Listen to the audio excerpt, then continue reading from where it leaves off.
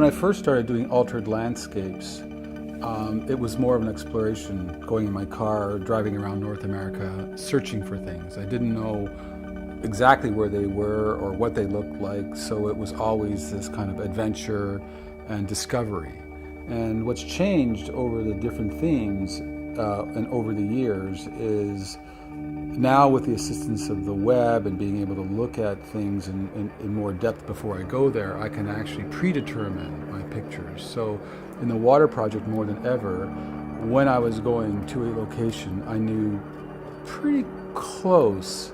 I was very, almost, assured that the images that I would get would be of that nature. So it was far more intentional now than it was in the past. And then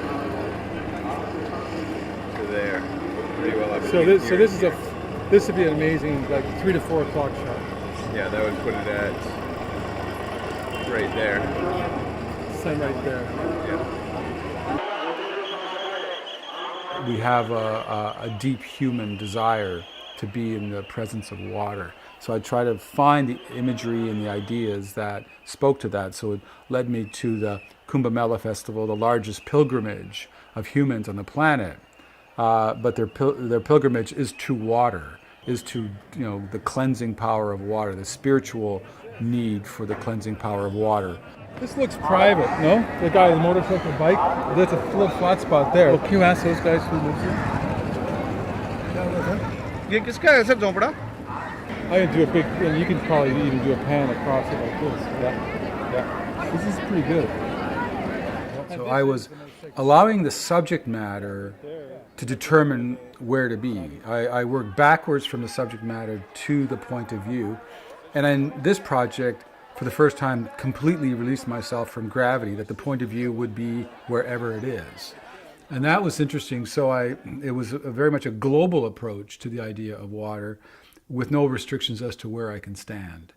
And so the whole body of work grew with understanding that I was willing to position myself, short of going into outer space, but I can position myself, within up to 10,000 feet from the subject.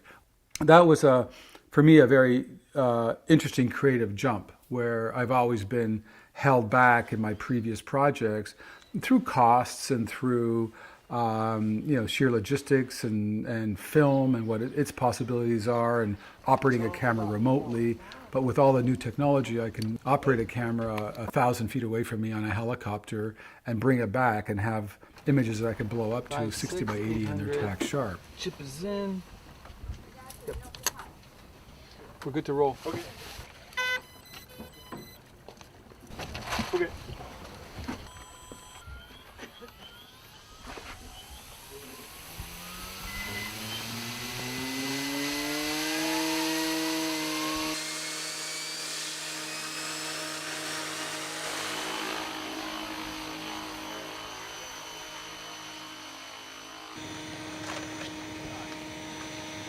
Looking good.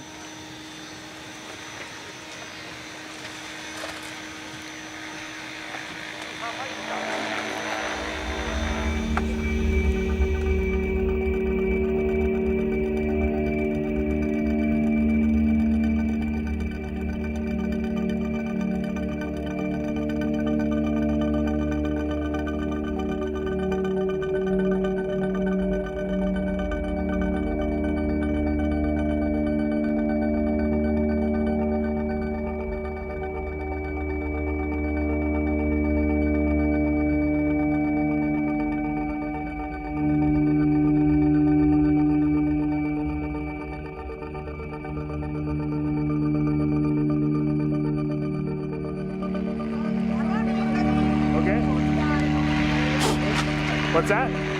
Okay.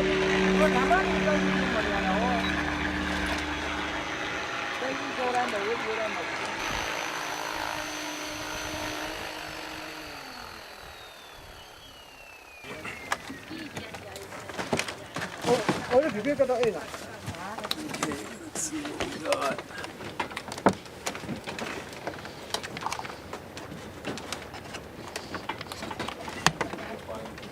I don't know. I would make sense to me, but. What did you say? Yes, we're going to fly. So that was a kind of an evolution of subject matter, technology, and using all the tools, everything from remote helicopters to lifts, to helicopters, to fixed-wing planes, to a 50-foot pneumatic pole. All those things were all about where do I stand. Okay, so that is the second generation. Do we know how to work the radios? Yeah. Have we got instructions? I think we're good for that. Okay. Let's get these guys Okay, they're going. up in the air, Jim. Okay. If we do have to get out while the blades are turning, we want to go low, possibly in rolling. You want to be conscious to any potential terrain change because it does get you pretty close to the rotors. Questions? Good to go. Okay, Stu, let's go.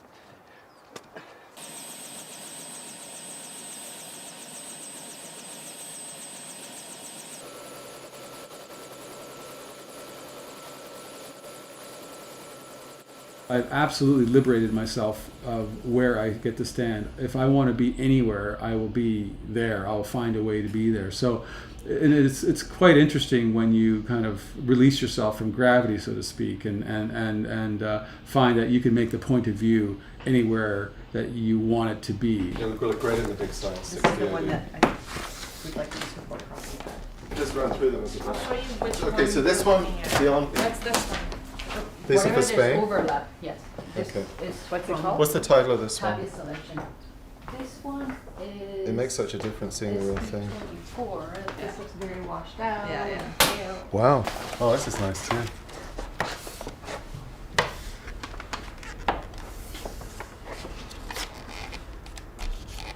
So what stage are we at with this? It's a work in progress, That is kind of bonkers.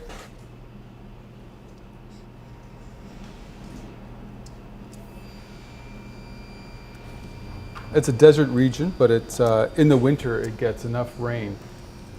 So they plant like late fall, November, and then they harvest in the spring. So this is a kind of a very ancient form of farming. One season in the winter, the rain it gets allows for one crop, that's it. This is a sustainable form of farming, evolved over multiple generations. It allows us to take what we need from the land without depleting it.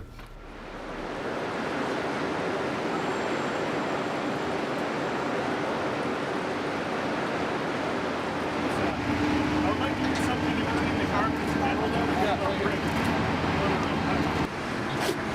Sorry, What? are we stable enough to mount a camera yet? Not yet. Let's not do that yet.